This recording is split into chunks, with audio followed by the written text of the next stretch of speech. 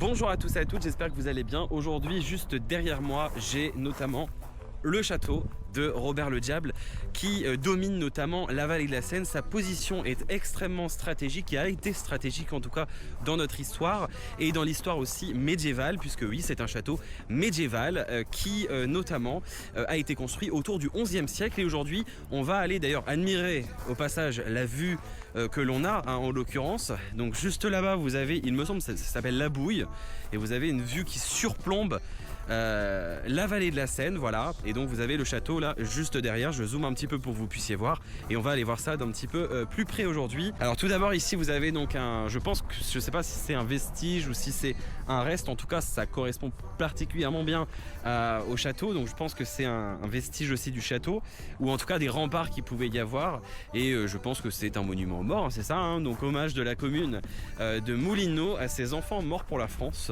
Voilà, donc là on est sur la Seconde Guerre mondiale en l'occurrence, et la première 1914-1919 comme c'est écrit sur ce monument. On va le prendre en photo ici.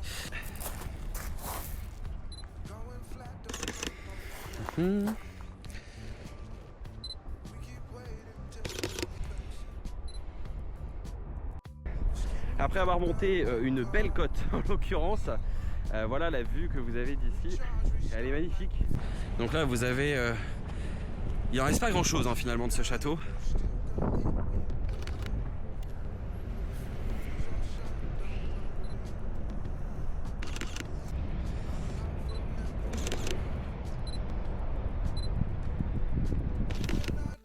Juste ici, donc je pense que vous avez en fait, avant ça devait être une sorte de pont, puisque l'entrée en fait est juste là, et donc je pense que ça s'était relié en fait juste avant.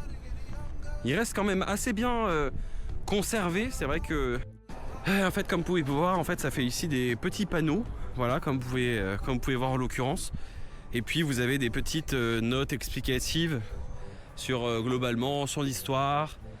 Au cours des siècles, etc. Et les événements en l'occurrence qui sont proposés ici, puisqu'il y a des sortes de petites fêtes médiévales, etc. qui sont proposées plusieurs fois dans l'année, ou une fois dans l'année je crois d'ailleurs.